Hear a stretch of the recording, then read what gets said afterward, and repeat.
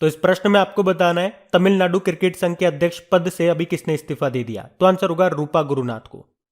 अब ये क्वेश्चन मैं आपको क्यों करा रहा हूं, क्योंकि ये अभी तक भारत के किसी भी राज्य क्रिकेट संघ की पहली महिला अध्यक्ष थी, लेकिन अभी इन्होंने इस्तीफा दे दिया। और अगर आप डेली हमारे करंट अफेयर्स का लेक्चर पढ़ते होंगे तो इनका नाम आपको याद रखना है। बाकी वायलेट बरुआ असम पुलिस की पहली महिला महानिदेशक इंस्पेक्टर जनरल बनी है। Vaishali Hiwase border road organisation की पहली महिला कमांडिंग ऑफिसर बनी। धृति बनर्जी इंपॉर्टेंट नाम है। जूलॉजिकल सर्वे ऑफ इंडिया की पहली महिला निदेशक बनी थी ये, ध्यान रखना। ये बढ़ते आगे।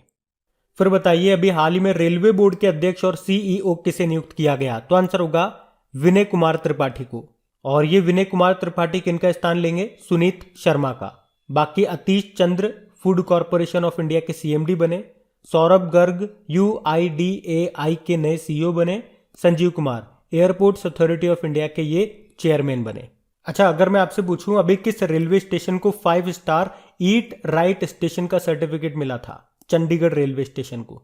और अभी national high speed rail corporation limited के अध्यक्ष बने थे कौन, सतीश अग्निहोत्री। बताओ हावड़ा कालका मेल ट्रेन का नाम बदल के क्या कर दिया, नेताजी एक्सप्रेस कर दिया। और याद रखना रेल बजट और आम बजट को अलग करने वाली समिति का क्या नाम है, एकवर्थ समिति। और इन्हें साथ में लाने वाली समिति है विवेक देबरॉय समिति। तो ये सारे पॉइंट ध्यान रखना, बढ़ते आगे। और हाँ गाइस देखो, मैं बिल्कुल सच कह रहा हूं आप लोगों से, बिल्कुल दिल पे हाथ रख के। अगर हमारी इस सीरीज को सपोर्ट मिलता है वाकई आप लोगों का, तो मैं आप लोगों से कह रहा हूं इस बार स्टेट वाइज करंट अफेयर्स भी आपको मिलेगी, टॉपिक वाइज करंट अफेयर्स भी आपको मिलेगी, साथ में इसकी क्विज भी आपको मिल जाएगी आपकी क्रिक एग्जाम एप्लीकेशन पे। बस बात वही है, मेहनत में करने के लिए तैयार हूं, लेकिन सपोर्ट चाहिए होगा। चीजों को रेस्पॉन्स नहीं मिलता तो फिर उसे कंटिन्यू रखने में मजा नहीं आता है। बाकी आप सब समझदार हैं। अभी हम बढ़ते आगे। अब देखिए इस प्रश्न में क्या पूछ रहे हैं, इस्पात मंत्रालय यानी कि स्टील मिनिस्ट्री में सचिव के रूप में किसे नियुक्त किया गया। तो आंसर होगा संजय कुमार सिंह को। और ये किनकी जगह लेंगे, पीके त्रिपाठी की जगह लेंगे। बाकी N Venudhar Reddy all India radio के डायरेक्टर जनरल बने। Sahdev Yadav Indian weightlifting federation के प्रेसिडेंट बने। और Harshwanti Bisht Indian mountaineering foundation की पहली महिला प्रेसिडेंट ये बनी। अब यहां से कुछ प्रश्न मैं आपसे पूछूंगा। पहला प्रश्न तो ये बताओ, दुनिया का पहला जीवाश्म मुक्त स्टील, ग्रीन स्टील यानी कि कोयले को यूज किए बिना बनाया गया स्टील, उसे कहेंगे ग्रीन स्टील, किसने बनाया, स्वीडन ने। स्वीडन की एक कंपनी है हाइब्रिड, उसने। और इसे सबसे पहले बेचा है वोल्वो ग्रुप को। अभी वर्ल्ड स्टील एसोसिएशन के चेयरमैन बने कौन, सज्जन जिंदल। उसी तरह से इंडियन स्टील एसोसिएशन के सेक्रेटरी जनरल कौन बने, आलोक सहाय। अभी CO2 कैप्चर करने के लिए भारत का पहला प्लांट शुरू किया था किसने, टाटा स्टील ने।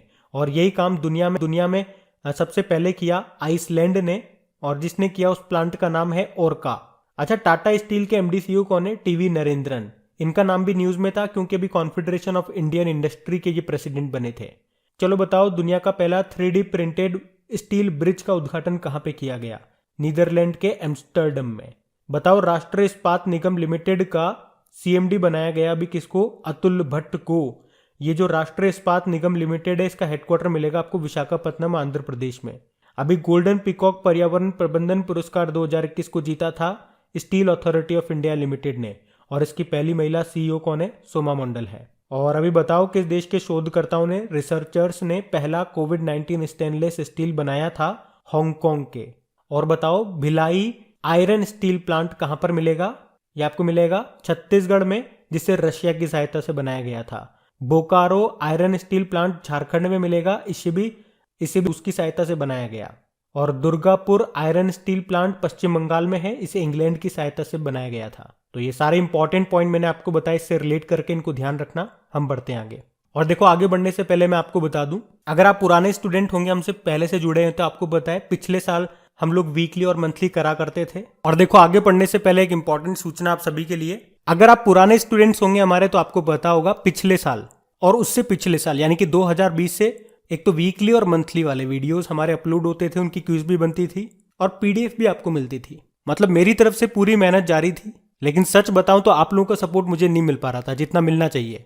हमने 1.5 साल इंतजार किया लेकिन रेस्पॉन्स नहीं मिला। उस कारण से पिछले साल अगस्त के महीने में हमें ये बंद करना पड़ा था, क्योंकि आप यकीन नहीं मानेंगे, इनको बनाने में बहुत टाइम और बहुत एनर्जी लगानी पड़ती है। इसलिए हमने इसको बीच में बंद कर दिया था। लेकिन अभी लास्ट में नवंबर दिसंबर में काफ़ी स्टूडेंट्स बोलने लगे कि फिर से स्टार्ट कीजिए, इसलिए हमने इसकी नई शुरुआत की है।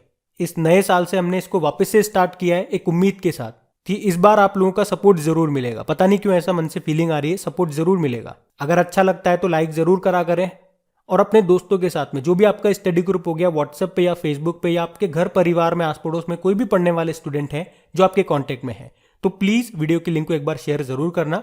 और आप जानते हो आपकी क्रिक एग्जाम एप्लीकेशन पे इन सबकी आपको क्विज तो मिलती है, मंथली की पीडीएफ मिलती है, इस बार वीकली की भी पीडीएफ आपको मिला करेंगी। मतलब मेरी तरफ से इस बार भी कोई कमी नहीं रहेगी, बाकी सब कुछ आपके ऊपर निर्भर करता है। और आप कहोगे, आप पूछोगे कि 2021 के जो लास्ट वाले मंथ रह गए हैं उनका क्या होगा, क्योंकि लास्ट में मुझे बनाना नहीं था तो मैंने मटेरियल जो भी था वो सारा डिलीट कर दिया। अब वापस से मैं उसको बना नहीं सकता हूं, वरना फिर बहुत बहुत ज़्यादा टाइम लग जाएगा, मैं सोच भी नहीं सकता हूँ। क्योंकि बनाने का मूड नहीं था तो मैंने मटेरियल को स्टोर करके रखा नहीं, तो इसीलिए अब हम नए साल से शुरू कर रहे हैं, सिर्फ आप लोगों के कहने पे और आप लोगों के लिए। देखते हैं इस बार कितना आप लोगों का। अभी हम बढ़ते हैं आगे। तो देखो प्रश्न क्या कह रहा है कि अभी हाल ही में किसे विस्तारा के सीईओ के रूप में नियुक्त किया गया। विस्तारा एयरलाइंस की बात हो रही है, तो आंसर होगा विनोद कन्नन को। और ये किनका स्थान लेंगे, लेस्ली थंग का स्थान लेंगे। आपको बता दूं विस्तारा ये टाटा सन्स प्राइवेट लिमिटेड और सिंगापुर एयरलाइन का एक जॉइंट वेंचर है, संयुक्त उद्यम है। अच्छा, सुभाष गर्ग UIDAI के सीईओ बने, और VS पठानिया हमने देखा इंडियन कोस्ट गार्ड के 24वें डायरेक्टर जनरल बने। विनय कुमार त्रिपाठी रेलवे बोर्ड के अभी चेयरमैन और सीईओ बने। एक याद रखना, एयरलाइन है गो एयर, उसका नाम बदल के अभी गो फर्स्ट हो गया है। तो बताइए अभी जल शक्ति मंत्रालय में किसे सचिव बनाया गया, तो आंसर होगा विनी महाजन को। अच्छा, विनी महाजन आपने नाम जरूर सुना होगा, ये अभी तक पंजाब की पहली महिला मुख्य सचिव थी, वहां पे आपने इनका नाम पढ़ा होगा, पंजाब की पहली महिला मुख्य सचिव विनी महाजन। लेकिन अब इनको जल शक्ति मंत्रालय में सचिव बना दिया गया। बाकी VS Pathania Indian coast guard के अभी 24वें प्रमुख बने थे। विनय कुमार त्रिपाठी रेलवे बोर्ड के नए ये चेयरमैन और सीईओ बन गए, और पराग अग्रवाल ट्विटर के नए सीईओ बने। वैसे जल शक्ति मंत्री हमारे गजेंद्र सिंह शेखावत है, जिनका निर्वाचन क्षेत्र है राजस्थान का जोधपुर। बढ़ते आगे। तो बताइए हाल ही में ONGC की पहली महिला CMD के रूप में किसे नियुक्त किया गया। बड़ा इंपॉर्टेंट प्रश्न है, आंसर होगा अलका मित्तल। तो याद रखना ONGC ने अभी अलका मित्तल को अपनी पहली महिला CMD के रूप में नियुक्त किया है। ये किनका स्थान लेंगी, सुभाष कुमार का स्थान लेंगी। और मैं आपको साथ में बता दूं कि 2014 में निशी वासुदेव ने हिंदुस्तान पेट्रोलियम का नेतृत्व किया था, और अब उसके बाद अलका मित्तल किसी तेल कंपनी की अध्यक्षता करने वाली देश की दूसरी महिला बन गई हैं। ONGC यानी कि oil and natural gas company, इसका हेडक्वार्टर है नई दिल्ली में। देखो एक अलका नाम ये भी है, अलका उपाध्याय, जान करके मैंने ऑप्शन में लिखा इसे, ताकि आप चीजों को रिलेट करके याद रख पाओगे ना एग्जाम में, तो आसान रहेगा चीजों को कोरिलेट करके याद रखना। तो ये अलका उपाध्याय अभी national highways authority of India की अध्यक्ष बनी थी। बाकी ये पूनम गुप्ता वगैरह मैंने आपको बताया, ये national council of applied economic research की पहली महिला डायरेक्टर जनरल बनी थी। वैशाली हिवासे की बात कर रहे हैं तो बॉर्डर रोड ऑर्गेनाइजेशन की पहली महिला कमांडिंग ऑफिसर बनी थी। चलो कुछ अलग प्रश्न मैं आपसे पूछता हूँ, बताओ अभी भारत में टोटल कितनी महारत्न कंपनियां हैं। 11 हो गई हैं अभी 11वीं बनी थी पावर फाइनेंस, है ना, ये याद रखना। वैसे भारत की पहली महिला लोकसभा स्पीकर का नाम क्या है, मीरा कुमार। भारत की पहली महिला राज्यपाल पूछेंगे तो सरोजिनी नायडू उत्तर प्रदेश की थी। और भारत की पहली महिला मुख्यमंत्री सुचिता कृपलानी, ये भी उत्तर प्रदेश की थी। ध्यान रखना। बढ़ते आगे। तो इस प्रश्न में आपसे क्या पूछ रहे हैं कि अभी हाल में राष्ट्रीय स्वच्छ गंगा मिशन का महानिदेशक किसे बनाया गया, तो आंसर होगा जी अशोक कुमार को। तो जल शक्ति मंत्रालय के अपर सचिव जी अशोक कुमार को अभी जल शक्ति मंत्रालय के स्वच्छ गंगा मिशन का महानिदेशक बनाया गया है। वैसे उन्होंने राष्ट्रीय जल मिशन के निदेशक के रूप में भी काम किया है। उन्होंने कैच द रन अभियान जो चला था उसका भी नेतृत्व किया था, जिसका उद्देश्य था बारिश के पानी का संरक्षण करना। अच्छा, ये जो राष्ट्रीय स्वच्छ गंगा मिशन है किस मंत्रालय के अंतर्गत आता है, जल शक्ति मंत्रालय के अंतर्गत, जिसके मंत्री हैं गजेंद्र सिंह शेखावत, जिनका निर्वाचन क्षेत्र कॉन्स्टिट्यूएंसी है जोधपुर राजस्थान। और अभी जल शक्ति मंत्रालय की सचिव कौन बनी थी, विनी महाजन। अच्छा चलो बताओ नमामि गंगे प्रोजेक्ट का शुभंकर क्या है। शुभंकर यानी कि मैस्कॉट चाचा चौधरी है। और आपसे पूछे गंगा एक्सप्रेस वे, ये कहां से कहां तक, मेरठ से प्रयागराज तक, जिसकी लंबाई है 594 किलोमीटर। और इस एक्सप्रेस वे की आधारशिला कहां पे रखी गई थी, शाहजहांपुर। और भारत का राष्ट्रीय जलीय जीव कौन सा है, गांगेटिक डॉल्फिन है। अच्छा, नेशनल वाटर वे 1 ये कहां पे स्थित है? गंगा नदी पर है। कहां से कहां? उत्तर प्रदेश के प्रयागराज और पश्चिम बंगाल के हल्दिया के बीच में। और ये भारत का सबसे लंबा नेशनल वाटरवे है, यानी कि जलमार्ग है। और नेशनल वाटरवे 2 ये किस नदी पर है? ब्रह्मपुत्र नदी पर है, असम में स्थित है ये। अच्छा, गंगा नदी के किनारे सबसे स्वच्छ शहर कौन सा है? तो आंसर होगा वाराणसी। तो ये कुछ एक्स्ट्रा रिलेटेड पॉइंट्स मैंने आपको बताए, इनको ध्यान रखना। बढ़ते आगे। अच्छा बताइए, अभी हाल ही में अमेरिकी नौसेना में परमाणु वाहक पोत का नेतृत्व करने वाली पहली महिला कौन बनी है? तो आंसर होगा एमी बॉर्नस्मिथ। तो नौसेना की कप्तान एमी बॉर्नस्मिथ ये अमेरिकी नौसेना के इतिहास में अमेरिकी परमाणु वाहक पोत की कमान संभालने वाली पहली महिला बन गई हैं। और ये किनका स्थान लेंगी? कप्तान वॉल्ट स्लॉटर का। वैसे इससे पहले ये 2016 से 2019 तक अब्राहम लिंकन के कार्यकारी अधिकारी के रूप में भी काम कर चुकी है। यहाँ पे मैंने जो आपको अब्राहम लिंकन बोला है, ये एक अमेरिकी जहाज है, यूएसएस अब्राहम लिंकन की बात हो रही है यहाँ पे, जिसका भी ये नेतृत्व करने वाली है। बाकी जेनेट येलेन अमेरिका की पहली महिला फाइनेंस मिनिस्टर बनी। लॉयड ऑस्टिन अमेरिका के पहले अश्वेत रक्षा मंत्री बने। और क्रिस्टीन वर्मत अमेरिकी सेना के प्रथम महिला सचिव ये बनी। अच्छा, अगर आपसे एग्जाम में पूछा जाए कि दुनिया का सबसे बड़ा जो म्यूजियम है, जिसका नाम है लूव्र म्यूजियम, जो आपको फ्रांस पेरिस में मिलेगा, उसकी पहली महिला अध्यक्ष अभी कौन बनी थी? तो आंसर क्या करना? लॉरेंस डेस्कोर्स। और अभी यूनिसेफ की नई हेड कौन बनी है? कैथरीन रसेल बनी है। किनकी जगह? हेनरिटा H4 की जगह। तो ये ध्यान रखना। बढ़ते आगे। तो बताइए, अभी हाल ही में दक्षिण ध्रुव की एकल यात्रा करने वाली पहली भारतीय मूल की महिला कौन बन गई है? तो आंसर होगा हरप्रीत चंडी। तो कप्तान हरप्रीत चंडी ये एक भारतीय मूल की ब्रिटिश सिख सेना अधिकारी और फिजियोथेरेपिस्ट है, जिन्हें पोलर प्रीत के नाम से भी जाना जाता है। और अभी इन्होंने दक्षिण ध्रुव की यानी कि साउथ पोल की एकल यात्रा करके पहली अश्वेत महिला बनकर के इतिहास रच दिया है। अच्छा, यहाँ पे लिख रहा है नाम डॉक्टर ताहिरा कुतुबुद्दीन का, जिन्हें 15वां शेख जायद बुक पुरस्कार मिला था। और ये पुरस्कार जीतने वाली ये भारतीय मूल की पहली व्यक्ति बनी थी। और इस पुरस्कार को अरब जगत का नोबेल पुरस्कार भी कहा जाता है।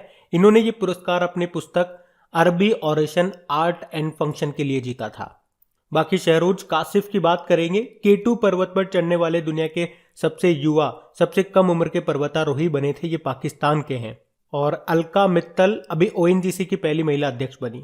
अच्छा, अगर एक प्रश्न मैं आपसे पूछूं कि उत्तरी ध्रुव के ऊपर से उड़ान भरने वाली पहली महिला पायलट दल का नेतृत्व किसने किया था? तो आंसर होगा क्या? जोया अग्रवाल। चलो मुझे बताओ, भारत की पहली महिला मनोचिकित्सक का नाम क्या है? शारदा मेनन है, जिनका भी निधन हो गया। और अगर पूछे भारत की पहली महिला क्रिकेट कमेंटेटर का नाम क्या है? इसका आंसर दो। और ये भी बताओ, भारत की पहली महिला कार्डियोलॉजिस्ट का नाम क्या है? प्रश्न सुनते जाओ और इनके आंसर करते जाओ। इनके आंसर मैं अभी आपको बताऊंगा। अगला प्रश्न है, जम्मू कश्मीर से इंडियन एयरफोर्स की पहली महिला फाइटर पायलट कौन बनी थी? अभी 70वीं मिस यूनिवर्स का खिताब किसने जीता है? और भारतीय पर्वतारोही संस्थान यानी कि इंडियन माउंटेनियरिंग फाउंडेशन की पहली महिला अध्यक्ष कौन बनी है? और माउंट एवरेस्ट को फतह करने वाली पहली दिव्यांग महिला कौन बनी थी? अगर इन सभी प्रश्न के उत्तर आपको पता है तो वीडियो को पॉज करके कमेंट बॉक्स में टाइप करो। नहीं पता तो मुझे सुनो। हमने पूछा भारत की पहली महिला मनोचिकित्सक का नाम शारदा मेनन है, इनका भी निधन हो गया, तो नाम न्यूज में था। भारत की पहली महिला क्रिकेट कमेंटेटर का नाम भी न्यूज में था, चंद्रा नायडू है, इनका भी निधन हो गया। भारत की पहली महिला कार्डियोलॉजिस्ट का नाम है डॉक्टर S पद्मावती, इनका नाम भी करंट अफेयर्स में था, इनका भी निधन हो गया क्योंकि। और फिर अगला प्रश्न पूछा था, जम्मू कश्मीर से इंडियन एयरफोर्स की पहली महिला फाइटर पायलट कौन बनी? तो आंसर होगा माविया सुदन। अभी 70वीं मिस यूनिवर्स का खिताब जीता था हरनाज संधू ने। और भारतीय पर्वतारोही संस्थान की पहली महिला अध्यक्ष बनी है हर्षवंती बिष्ट, ये उत्तराखंड से हैं। और आखिरी प्रश्न आपसे पूछा था कि माउंट एवरेस्ट को फतह करने वाली पहली दिव्यांग महिला का नाम क्या है? तो आंसर होगा अरुणिमा सिन्हा। तो ये भी सारे मोस्ट इंपॉर्टेंट प्रश्न है, ध्यान रखना इनको भी। बढ़ते आगे। फिर बताइए, हाल ही में किसे यूनाइटेड नेशन आतंकवाद विरोधी समिति का अध्यक्ष बनाया गया? तो आंसर होगा TS तिरुमूर्ति को।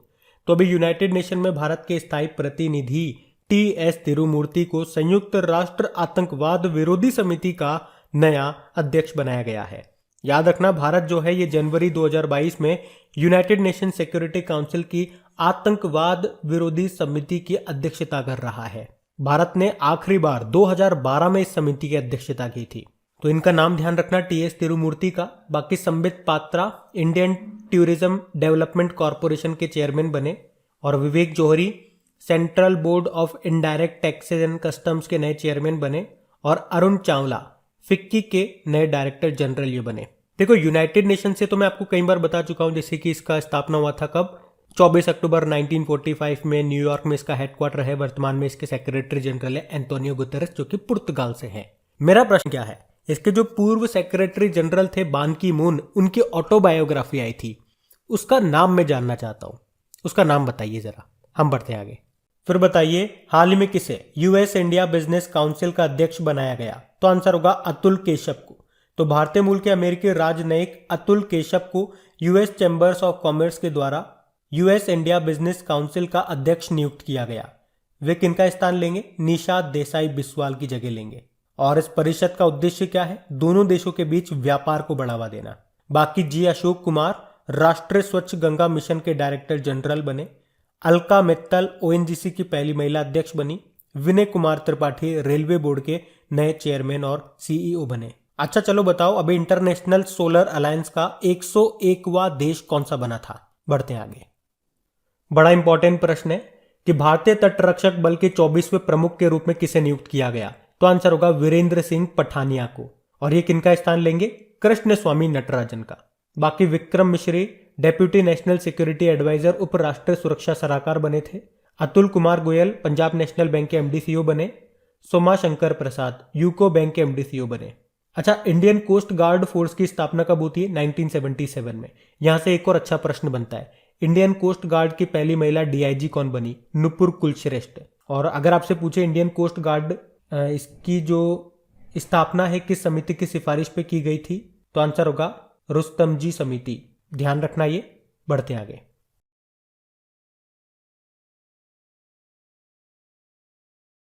तो इस प्रश्न में आपसे पूछा जा रहा है, अभी सेंचुरियन में टेस्ट मैच जीतने वाली पहली एशियाई टीम कौन सी बन गई है? तो आंसर होगा भारत। तो भारतीय टीम साउथ अफ्रीका को 113 रन से हराकर सेंचुरियन में टेस्ट मैच जीतने वाली पहली एशियाई टीम बन गई है। और 2021 में यह दूसरी बार हुआ है जब भारत ने एक कैलेंडर ईयर में एशिया के बाहर 4 टेस्ट जीते हैं। इससे पहले 2018 में जीते थे। सेंचुरियन ये साउथ अफ्रीका में एक जगह का नाम है। अच्छा, कुछ इंपॉर्टेंट पॉइंट्स मैं आपको बता रहा हूं, वो आपको ध्यान रखने हैं। जैसे कि विजय हजारे ट्रॉफी 2021-22 ये किसने जीता? ये भी दिसंबर के लास्ट में हुई थी। इसको जीत लिया हिमाचल प्रदेश ने तमिलनाडु को हराकर। लेकिन अगर आपसे पूछा जाए विजय हजारे ट्रॉफी 2020-21 किसने जीता? ये हुई थी 2021 के स्टार्टिंग में। इसको जीता था मुंबई ने उत्तर प्रदेश को हरा करके। उसके अलावा सैयद मुश्ताक अली ट्रॉफी किसने जीती थी? तमिलनाडु ने कर्नाटक को हरा करके। और 2021 में T20 मेंस वर्ल्ड कप हुए थे। कहां पे? ओमान और यूनाइटेड अरब अमीरात में। उसको जीत लिया ऑस्ट्रेलिया ने न्यूजीलैंड को हरा करके। और 2021 के जो आईपीएल हुए थे कहां पे? यूनाइटेड अरब अमीरात में उसके फाइनल हुए थे। तो इसको किसने जीता?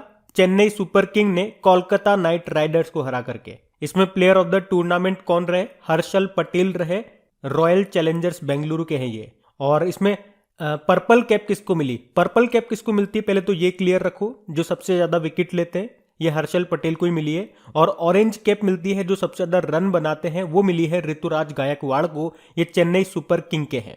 अब यहां से मैं आपसे एक प्रश्न पूछूंगा, 2022 के जो आईपीएल होंगे पहला तो बताओ वो कहां पे खेला जाएगा?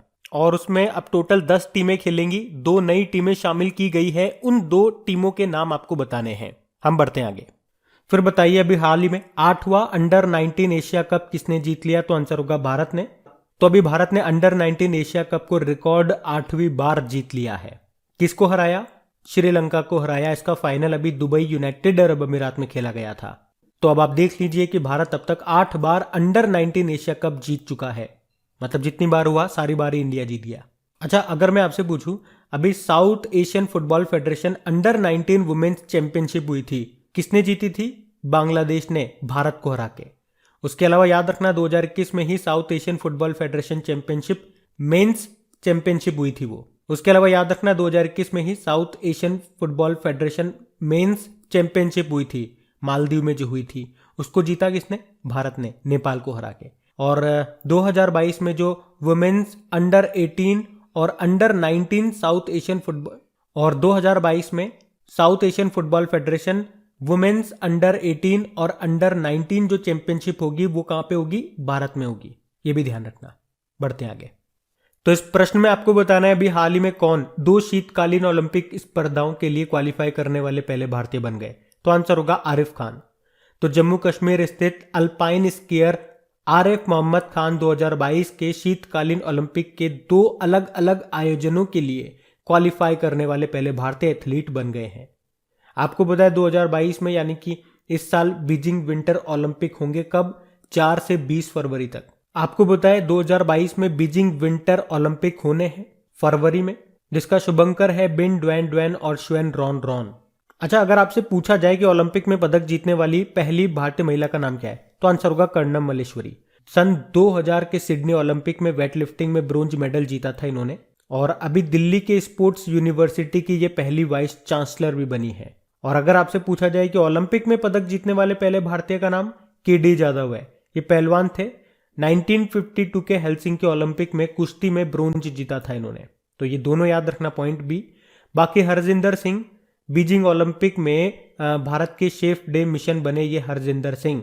विक्रम मिश्री डेप्यूटी नेशनल सिक्योरिटी एडवाइजर बने, और सिद्धार्थ लोंगजाम नाडा नेशनल एंटी डोपिंग एजेंसी के डायरेक्टर जनरल बने। ये ध्यान रखना। बढ़ते आगे। फिर बताइए अभी हाल ही में किस भारतीय गेंदबाज ने विदेशी धरती पर 100 विकेट पूरे किए? तो आंसर होगा जसप्रीत बुमराह। तो जसप्रीत बुमराह ने 22 टेस्ट मैचों में घर से दूर 100 विकेट लेने का मील का पत्थर हासिल कर लिया। और पूछा जाए कि जसप्रीत बुमराह ने विदेशी धरती पर 100वां विकेट किसका लिया, तो वैन डेर डूसन का। और बुमराह ने अभी तक टोटल 105 विकेट लिए, जिनमें से 101 घर से बाहर लिए। और बुमराह ने अभी तक टोटल 25 टेस्ट मैच खेले हैं, जिसमें से 23 घर से बाहर हैं। तो प्रश्न क्या है? भारतीय गेंदबाज का नाम बताना है जिन्होंने विदेशी धरती पर 100 विकेट अभी पूरे किए। तो आंसर हो गया जसप्रीत बुमराह। बढ़ते आगे। फिर देखिए प्रश्न क्या पूछ रहा है। हाल ही में प्रधानमंत्री नरेंद्र मोदी ने कहां पर मेजर ध्यानचंद खेल विश्वविद्यालय की आधारशिला रखी? तो आंसर होगा मेरठ में। तो अभी प्रधानमंत्री नरेंद्र मोदी ने उत्तर प्रदेश के मेरठ में मेजर ध्यानचंद खेल विश्वविद्यालय की आधारशिला रखी है। अब यहाँ पे कुछ प्रश्न मैंने आपको बताए थे। एक तो मेरठ में देश का पहला जानवरों का युद्ध स्मारक बनेगा, ये भी याद रखना। और राष्ट्रीय खेल विश्वविद्यालय ये कहां पे स्थापित किया गया? मणिपुर में। अच्छा, किस राज्य ने खेल को उद्योग का दर्जा दिया? मिजोरम ने। बाकी राष्ट्रीय विरासत संस्थान इंडियन हेरिटेज इंस्टीट्यूट बनेगा नोएडा में। राष्ट्रीय समुद्री संग्रहालय गुजरात के लोथल में। और पहली ट्रांसजेंडर यूनिवर्सिटी बनेगी कुशीनगर उत्तर प्रदेश में। रेल यूनिवर्सिटी कहां पे बनी है? गुजरात के वडोदरा में। और दिल्ली स्पोर्ट्स यूनिवर्सिटी की पहली वाइस चांसलर कर्णम मल्लेश्वरी है। ओलंपिक में पदक जीतने वाली पहली भारतीय महिला है, ये वेटलिफ्टर है। बाकी जनजाति संग्रहालय बनेगा झारखंड के रांची में। और बिहार में भी पहली खेल यूनिवर्सिटी बनेगी कहां पे? राजगीर में। और लद्दाख में जो केंद्रीय विश्वविद्यालय बनेगा उसका नाम सिंधु नदी के नाम पे रखा जाएगा। और इस तरह से ये पहली यूनिवर्सिटी होगी जिसका नाम नदी के नाम पर होगा। और आपको याद होगा उत्तर प्रदेश ने सहारनपुर स्टेट यूनिवर्सिटी का नाम बदलकर किसके नाम पे रखा? मां शाकंभरी के नाम पे। अच्छा, उत्तर प्रदेश का पहला आयुष विश्वविद्यालय कहां पे खुलेगा ये बताओ? गोरखपुर में। और खेलो इंडिया यूनिवर्सिटी गेम्स 2021 में जो हुए थे दूसरा संस्करण वो था कर्नाटक में। तो ये पॉइंट ध्यान रखना। बढ़ते हैं आगे।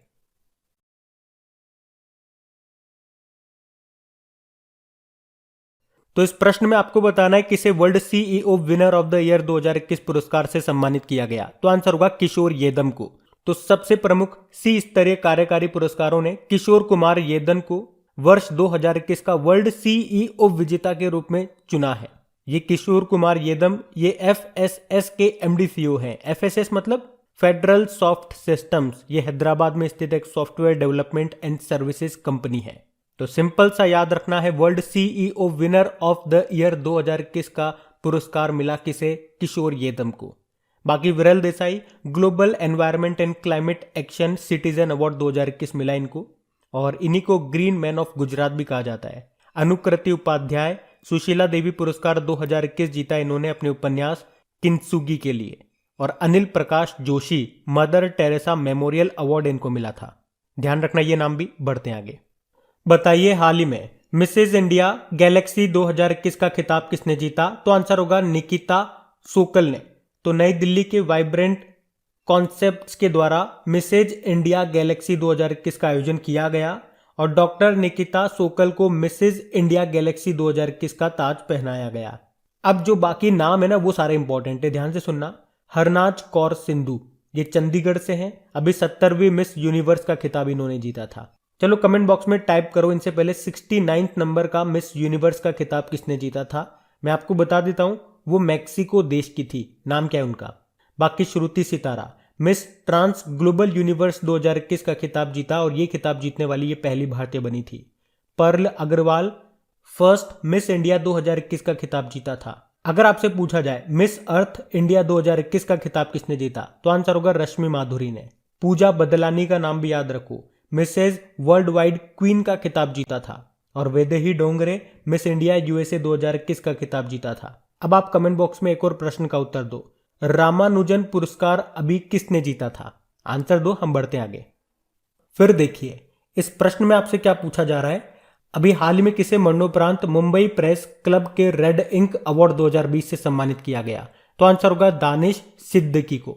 तो फोटो जर्नलिस्ट दानिश सिद्दीकी, जिनकी अफगानिस्तान में एक असाइनमेंट के दौरान मृत्यु हो गई थी, अभी उन्हें मरणोपरांत मुंबई प्रेस क्लब के द्वारा 2020 के लिए जर्नलिस्ट ऑफ द ईयर से सम्मानित किया गया। और हमारे जो चीफ जस्टिस ऑफ इंडिया हैं NV रमन्ना, उन्होंने वार्षिक red ink award for excellence in journalism उनको दिया। दानिश सिद्दीकी को खोजी और प्रभावशाली समाचार फोटोग्राफी के अपने स्पेक्ट्रम के लिए उन्हें ये पुरस्कार मिला। उनकी जो पत्नी है फेडरिक सिद्दीकी, उन्होंने ये पुरस्कार ग्रहण किया। बाकी विरल Desai global environment and climate action citizen award 2021 मिला।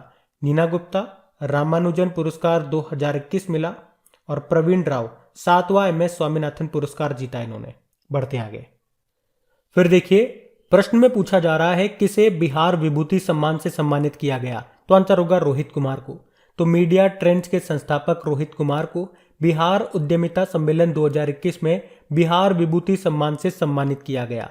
इसका उद्देश्य क्या है, ऐसे प्रतिबद्ध व्यक्तियों को जोड़ना जिन्होंने स्वैच्छिक आधार पर किसी भी मुख्य विषय पर भविष्य के निर्माण में योगदान करने का विकल्प चुना है। बाकी Anita Desai Tata literature life time achievement award जीता। M मुकुंदन 2021 का JCB पुरस्कार जीता अपनी पुस्तक दिल्ली अ सोलिलिकी के लिए। और डॉक्टर रणदीप गुलेरिया 22वां लाल बहादुर शास्त्री पुरस्कार इन्होंने जीता। बढ़ते आगे। तो इस प्रश्न में आपसे पूछा जा रहा है कि अभी किसने फोटो पत्रकारिता में रामनाथ गोयन का पुरस्कार जीता। तो आंसर होगा जिशान ए लतीफ।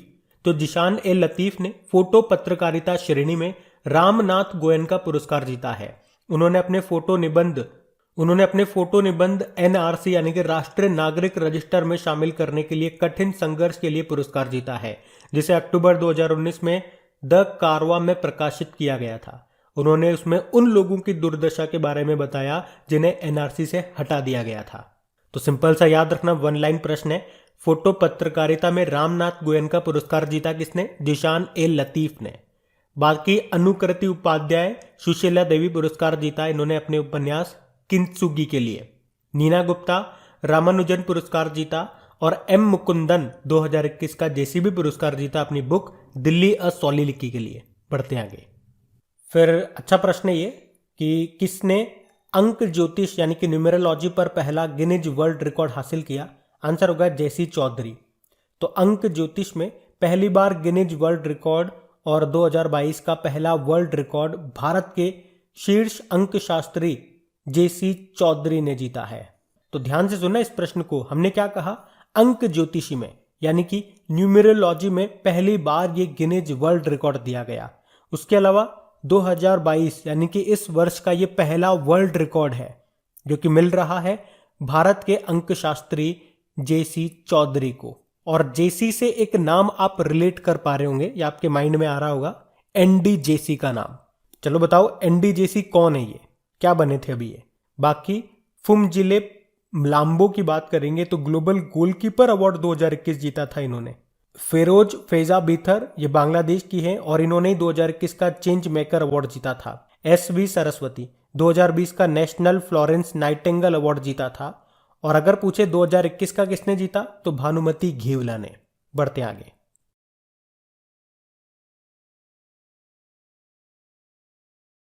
फिर आपको बताना है अभी उत्तर प्रदेश के झांसी रेलवे स्टेशन का नाम बदलकर क्या रखने की घोषणा की गई, तो आंसर होगा वीरांगना लक्ष्मीबाई रेलवे स्टेशन। तो उत्तर प्रदेश में है ये झांसी रेलवे स्टेशन, जिसका नाम अभी बदलकर वीरांगना लक्ष्मीबाई रेलवे स्टेशन करने की घोषणा कर दी गई है। अच्छा, रानी लक्ष्मीबाई का जन्म कहां पे होता है? वाराणसी में। और वाराणसी से आपको याद होगा, भारत में रोपवे सुविधा को सार्वजनिक रूप से शुरू करने वाला पहला भारतीय शहर यही है, वाराणसी। और गंगा किनारे सबसे स्वच्छ शहर भी आपसे पूछा जाए तो भी आंसर होगा वाराणसी। यहीं पर रानी लक्ष्मीबाई का जन्म हुआ था। इनके बचपन का नाम क्या था? मणिकर्णिका। और आपको याद होगा इसी फिल्म के लिए कंगना रनौत को बेस्ट एक्ट्रेस का अवार्ड मिला था। और इनकी शादी हुई थी झांसी में गंगाधर राव से। और देखो, नाम बदलने की बात है तो कुछ पॉइंट्स मैं आपको याद दिलाता हूं, जैसे कि पंजाब में जो मोहाली इंटरनेशनल हॉकी स्टेडियम है उसका नाम बदलकर बलबीर सिंह सीनियर के नाम पे रखा गया। महाराष्ट्र में गोरेवाड़ा चिड़ियाघर का नाम बाला साहब ठाकरे के नाम पे रखा गया। मध्य प्रदेश के होशंगाबाद शहर का नाम बदलकर नर्मदापुरम किया गया। भोपाल मेट्रो का नाम बदलकर राजा भोज के नाम पे रखा गया। और फेड कप का संबंध है टेनिस से, लेकिन अभी इसका नाम बदल करके क्या कर दिया? बिली जीन किंग कप कर दिया, ये याद रखना। हैदराबाद कर्नाटक क्षेत्र का नाम कल्याण कर्नाटक कर दिया। रेलवे सुरक्षा बल का नाम भारतीय रेलवे सुरक्षा बल सेवा कर दिया। उड़ीसा के व्हीलर द्वीप का नाम एपीजे अब्दुल कलाम द्वीप कर दिया। हिमाचल प्रदेश में जो रोहतांग सुरंग है उसका नाम बदल करके अटल सुरंग कर दिया। प्रवासी भारतीय केंद्र का नाम सुषमा स्वराज भवन कर दिया। भोपाल में जो हबीबगंज रेलवे स्टेशन है उसका नाम रानी कमलापति रेलवे स्टेशन कर दिया। और मध्य प्रदेश में ही पाताल पानी रेलवे स्टेशन आपको मिलेगा, उसका नाम तात्या मामा रेलवे स्टेशन कर दिया। जोधपुर में मियाँ का बाड़ा रेलवे स्टेशन है, उसका नाम महेश नगर रेलवे स्टेशन कर दिया। उत्तर प्रदेश में मंडुआडीह रेलवे स्टेशन है, उसका नाम बनारस रेलवे स्टेशन कर दिया। कर्नाटक में हुबली रेलवे स्टेशन आपको मिलेगा, उसका नाम श्री सिद्धरूदा स्वामी जी के नाम पे कर दिया। और दिल्ली का प्रगति मैदान मेट्रो स्टेशन का नाम सुप्रीम कोर्ट मेट्रो स्टेशन कर दिया। तो ये कुछ इंपॉर्टेंट्स आपके नाम चेंज हुए हैं अभी रिसेंटली, इनको याद रखना। कुछ और भी हैं, वो आगे क्वेश्चन जैसे जैसे आते आएंगे मैं आपको बताता जाऊंगा धीरे धीरे। अभी हम बढ़ते हैं आगे। अब देखिए इस प्रश्न में आपसे क्या पूछा जा रहा है, किस देश ने महारानी एलिजाबेथ के नाम पर द्वीप का नाम बदलने की घोषणा की? तो आंसर होगा ऑस्ट्रेलिया। तो महारानी एलिजाबेथ द्वितीय के ब्रिटिश सिंहासन पर 70वीं वर्षगांठ मनाने के लिए ऑस्ट्रेलिया अपने एस्पिन द्वीप का नाम बदलेगा। और आपको बता दूं कि सन 2022 में सिंहासन पर 70 साल की प्लेटिनम जयंती मनाने वाली ये पहले ब्रिटिश सम्राट हैं। और आपको एक और करंट अफेयर्स का पॉइंट याद दिलाऊंगा। अभी जो बारबाडोस है, ये देश है बारबाडोस, उसने ब्रिटेन की महारानी एलिजाबेथ को हटा करके अपना पहला राष्ट्रपति चुन लिया। अब पहला चुन लिया तो उसका नाम भी पता हो, क्या है? डेम सेंड्रा मैसन। और द्वीपों के नाम बदलने से आपको 3 नाम तो जरूर याद आते होंगे। अंडमान निकोबार के हैं ये तीनों द्वीप जिनके नाम बदले गए थे। कौन कौन से? रॉस द्वीप का नाम बदलकर नेताजी सुभाष चंद्र बोस द्वीप किया गया। नील द्वीप का नाम बदल करके शहीद द्वीप किया गया। हेवलॉक द्वीप का नाम बदल करके स्वराज द्वीप कर दिया गया था। तो ये ध्यान रखना आप। बढ़ते हैं आगे।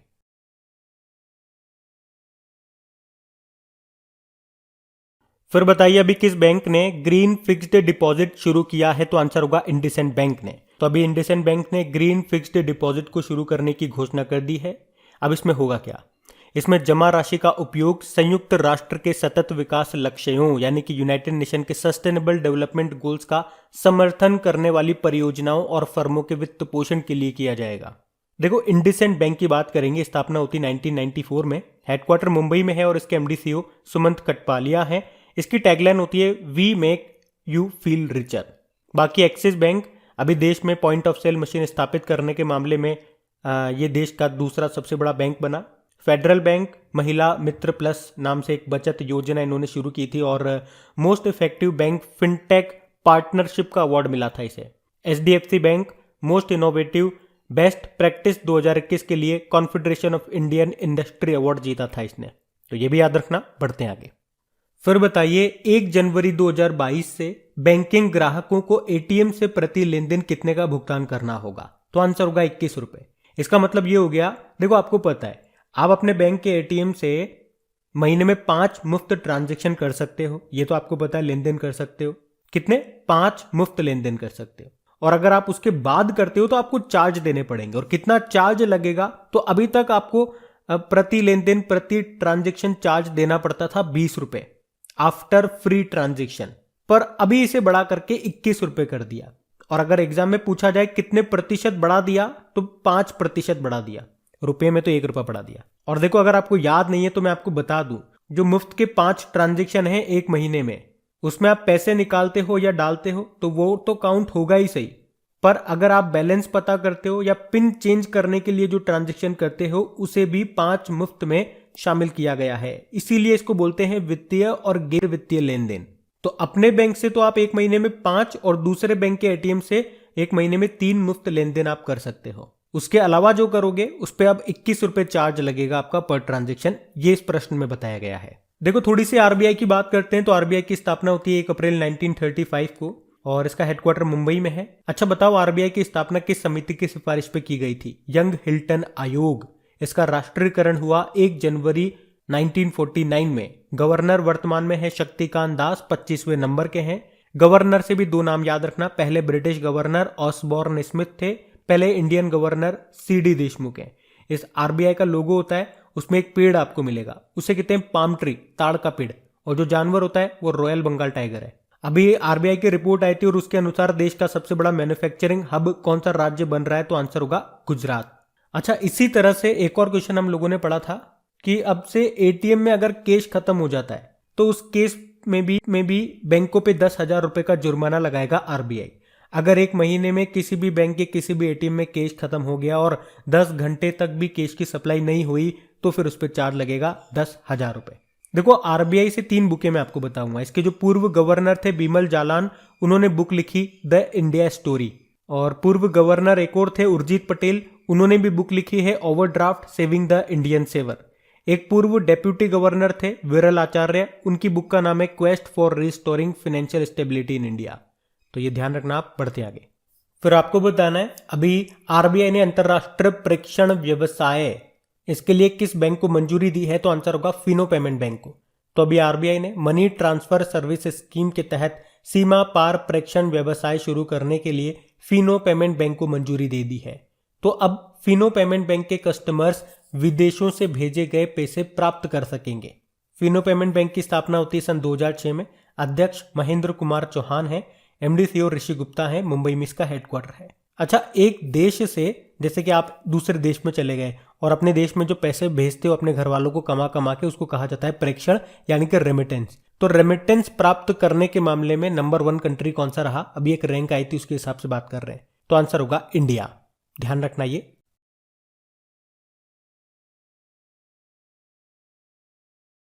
तो इस प्रश्न में आपसे पूछा जा रहा है, अभी अमेरिका की गोल्डन गर्ल नाम से प्रसिद्ध अभिनेत्री का निधन हो गया, नाम बताइए। Betty White. तो अमेरिका की गोल्डन गर्ल और the Mary Tyler Moore show में अपनी भूमिकाओं के लिए प्रसिद्ध पुरस्कार विजेता अभिनेत्री और कॉमेडियन बेट्टी व्हाइट का निधन हो गया। आपको बता दूं, 2013 में Guinness book of world records ने उन्हें 75 साल से अधिक के करियर के साथ सम्मानित किया था। और अभी जो वहां के प्रेसिडेंट हैं जो बाइडेन, उन्होंने बेट्टी व्हाइट को सांस्कृतिक प्रतीक कहा, जिसे बहुत याद किया जाएगा। अब देखो, निधन वाली बात है, कुछ इंपॉर्टेंट नाम मैं आपको बताऊंगा जो भी न्यूज में थे। दुनिया की सबसे उम्र दराज महिला का भी निधन हुआ था, जिनका नाम है फ्रांसेस्का सुसानो। 124 साल की थी ये, और ये आखिरी जीवित महिला थी जिनका जन्म 19वीं शताब्दी में हुआ था। ये फिलीपींस से थी और उन्हें प्यार से लोला कहते थे। अभी भारत की पहली महिला मनोचिकित्सक का भी निधन हो गया, उनका नाम था शारदा मेनन। इफ्को के चेयरमैन का निधन हो गया, उनका नाम था बलविंदर नकई। और रामानंद सागर की रामायण आती थी, उसमें रावण बने थे अरविंद त्रिवेदी, उनका भी निधन हो गया। हमारे पहले राष्ट्रीय सुरक्षा सलाहकार थे ब्रजेश मिश्रा, उनका भी निधन हो गया। बीबीसी पर हिंदी में समाचार बुलेटिन पढ़ने वाली पहली महिला थी रजनी कौल, उनका भी निधन हो गया। और भारत की पहली महिला कमेंट्रेटर थी चंद्रा नायडू, उनका भी निधन हो गया। भारत की पहली महिला कार्डियोलॉजिस्ट थी एस पद्मावती, उनका भी निधन हो गया। और सबसे उम्र दराज छात्रा भागीरथी अम्मा, उनका भी निधन हो गया, केरल से थी ये। एक गौरी अम्मा का नाम भी याद रखो, केरल की पहली महिला राजस्व मंत्री थी, इनका भी अभी निधन हो गया। और मान कौर का नाम भी याद रखो, सबसे उम्र दराज महिला एथलीट थी, 105 साल की उम्र में इनका निधन हो गया। और 105 साल की उम्र में साक्षरता परीक्षा पास करने वाली सबसे उम्र दराज छात्रा थी भागीरथी अम्मा, इनका भी अभी निधन हो गया। और अम्मा से याद आएगा गौरी अम्मा, केरल की पहली महिला राजस्व मंत्री थी, इनका भी अभी निधन हो गया। तो ये कुछ इंपॉर्टेंट नाम है जो मैंने आपको बताया, इनको ध्यान रखना। बढ़ते हैं आगे। तो प्रश्न पूछ रहा है कि किस देश के प्रसिद्ध संरक्षणवादी रिचर्ड लीकी का निधन हो गया? तो आंसर होगा केन्या। तो विश्व प्रसिद्ध केन्याई जीवाश्म विज्ञानी रिचर्ड लीकी, जिन्होंने अफ्रीका में मानव जाति के विकास को साबित करने में मदद करने वाले सबूतों का पता लगाया, लेकिन अभी इनका निधन हो गया। उन्हें जीवाश्मों की खोज के लिए जाना जाता है। उन्हें 1984 में तुर्काना बॉय की खुदाई में 1.6 मिलियन साल पहले के युवा पुरुष के कंकाल मिले और वे केन्या में हाथियों और गेंडों के अवैध शिकार को रोकने में भी एक प्रमुख शक्ति बन गए थे। निधन हो गया लेकिन अभी इनका। और केन्या से आपको याद होगा मार्था कूम का नाम, केन्या की पहली महिला चीफ जस्टिस बनी थी। और डॉक्टर पैट्रिक अमोथ WHO के कार्यकारी बोर्ड के अध्यक्ष बने, ये भी केन्या से हैं। केन्या की कैपिटल होती है नैरोबी और यहीं पे आपको यूनाइटेड नेशन एनवायरनमेंट प्रोग्राम का हेडक्वार्टर भी मिलेगा, जिसके हेड कौन है? Inger Anderson. इसकी स्थापना होती है 5 जून 1972 में, इसीलिए तो 5 जून को आप वर्ल्ड एनवायरनमेंट डे मनाते हो। देखो केन्या की करेंसी क्या होती है? केन्याई शिलिंग और प्रेसिडेंट है उरुहु केन्याटा। ध्यान रखना ये। बढ़ते आगे। अगला प्रश्न है, हाल ही में अनाथ बच्चों की मां के नाम से मशहूर समाज सेविका का भी निधन हो गया। उनका नाम क्या था? सिंधुताई सपकाल। तो अनाथ बच्चों की मां के नाम से मशहूर थी ये सिंधुताई सपकाल और अभी इनका निधन हो गया। इन्हें महाराष्ट्र की मदर टेरेसा के नाम से भी जाना जाता है और पिछले साल पद्मश्री सम्मान भी इनको मिला था। और अभी प्रधानमंत्री नरेंद्र मोदी ने इनके निधन के वक्त कहा कि उन्हें समाज के लिए उनकी नेक सेवा के लिए याद किया जाएगा। अच्छा, दुनिया की सबसे उम्रदराज महिला का भी निधन हो गया, जिनका नाम था फ्रांसिस्का सुसानो। 124 वर्ष की थी ये और ये आखिरी जीवित महिला थी जिनका जन्म 19वीं शताब्दी में हुआ था और उन्हें प्यार से लोला भी कहते हैं। और दुनिया की सबसे उम्रदराज टेस्ट क्रिकेटर थी ये इलीन एश, इनका भी निधन हो गया। और ये तो मैं आपको बता ही चुका हूं, भारत की पहली महिला मनोचिकित्सक थी ये शारदा मेनन, इनका निधन हो गया। बढ़ते आगे। अगला प्रश्न है, अभी 1971 युद्ध में शामिल नौसेना के किस तत्कालीन वाइस एडमिरल का 100 वर्ष की उम्र में निधन हो गया? इनका नाम था SH शर्मा। तो भारतीय नौसेना के 1971 में भारत पाकिस्तान जो युद्ध हुआ था उसके वयोवृद्ध वाइस एडमिरल SH शर्मा का अभी 100 वर्ष की उम्र में निधन हो गया। वे 1971 के युद्ध के दौरान पूर्वी बेड़े के फ्लैग कमांडिंग ऑफिसर थे और 1907 का जो युद्ध हुआ था उसमें हमने पाकिस्तान की धज्जियां उड़ा दी थी और जिससे बांग्लादेश का निर्माण हुआ था। ध्यान रखना ये। बढ़ते आगे।